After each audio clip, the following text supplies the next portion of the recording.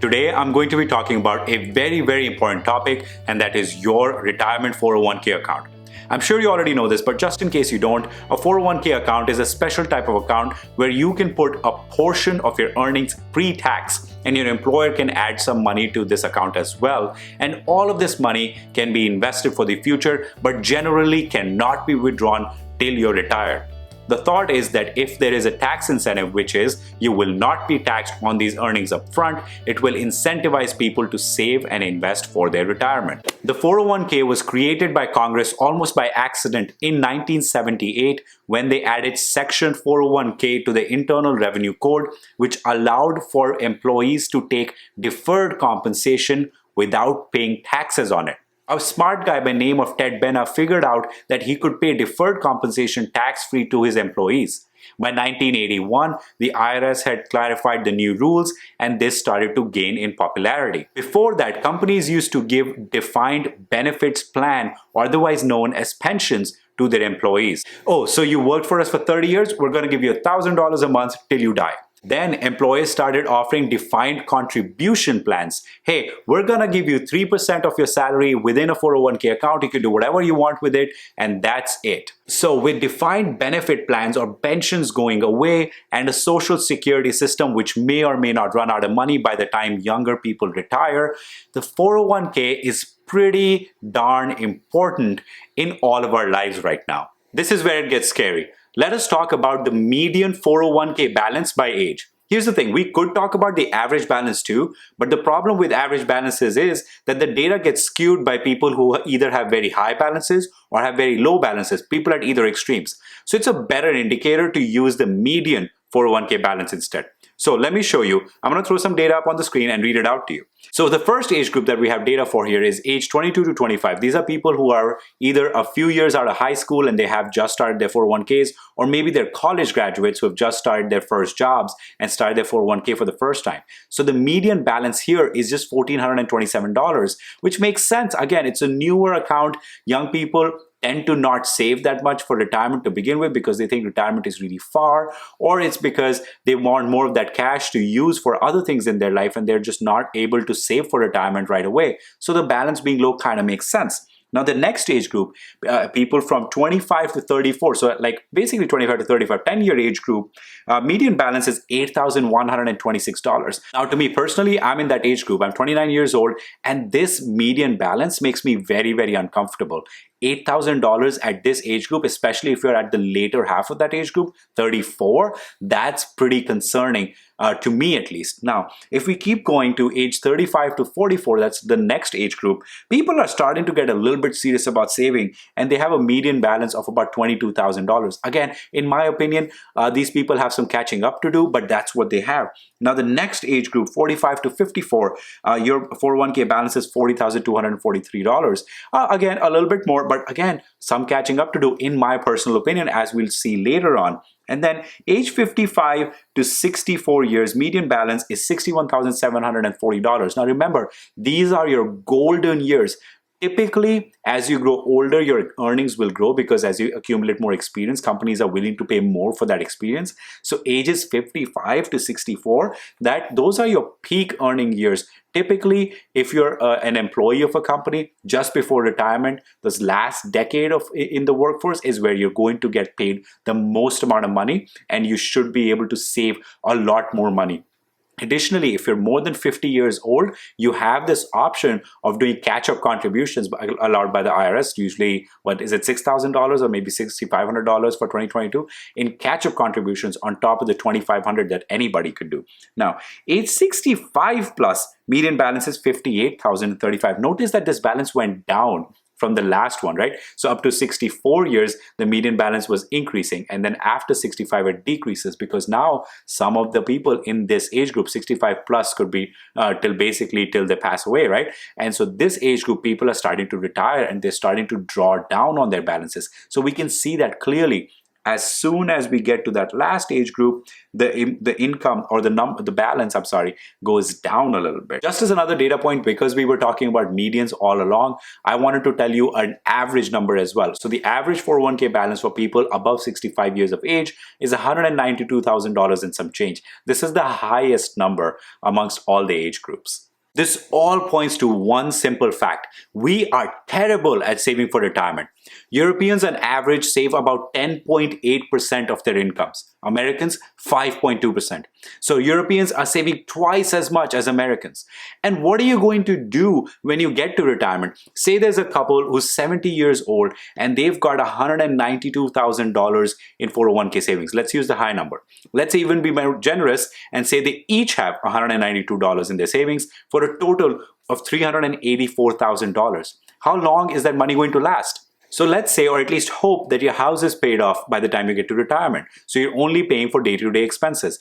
According to the Bureau of Labor Statistics, senior households in the US spend on average about $45,000 in change every year. So dividing that 384K by 45K, you get about 8.5 years. That's it. That's how long that money will last. What are they going to do after this? This just goes to show you that the average person is not saving enough money for retirement. And this is going to become a bigger and bigger problem as more baby boomers retire. This is the largest generation to retire yet. And as they start running out of money in retirement, this will be a huge systemic issue.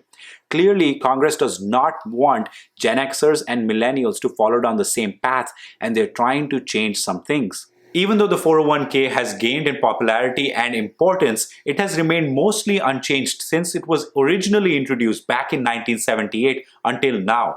The House has recently passed the Secure 2.0 Act, and the Senate is expected to pass its own version soon. And here are some of the modifications that I think are the most important and I want to share with you today. First, automatic enrollments. As it stands right now, if your employer offers you a 401k plan, you have to go and actively enroll yourself in that plan. After you've enrolled yourself in that plan, you have to choose how much you want to contribute towards that plan, generally in terms of a percentage of your salary. And after you've done that, you have to go and choose your own investments. The first modification that this act is proposing is automatic enrollment. So as soon as an employee starts with the company, they will be automatically enrolled at 3% of their salary in their 401k plan, and their money will be invested in a target date fund, which is the default even now. If you don't choose your investments right now, they tend to put it in a target date fund. At least that's what happened when I started my 401k plan first. Now, I think this is a fantastic idea because I had to actively enroll in it, and it was a scary thing that I did not know anything about. I actually waited maybe 3 or 6 months. Now, lucky for me, I did not wait a very long time, so not a lot of damage done. But I suspect a lot of people do not start retirement accounts as soon as they start their first job. There can be a lot of reasons for this. Usually, let's say if you're a college graduate, you're coming into your first job, you're 21, 22 years old, maybe you don't think that you want to or you have to save for retirement. Retirement seems so far away. 67 years is 55 years from now. That's a long, long time, and it's a problem for future Prashant, right?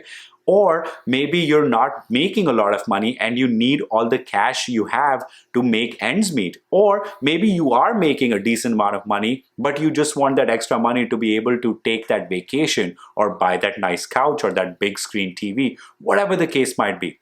I think if you get automatically enrolled in this, a lot of people will just let it be and let that money invest and grow by itself. And hopefully some people will get curious about it and wonder where that 3% of their paycheck is going and open that account and learn about it and hopefully even increase that contribution amount above that 3% rate. Of course, at the same time, the Act does allow for any employee to go ahead and unenroll themselves if they do not want to save for retirement. So it is by no means a forced retirement or a forced savings. It is just a way to incentivize people to start saving even more. The second change is contribution increases. So what this Act is proposing that each employee's contribution will be increased by 1% every year till their contribution reaches 10%.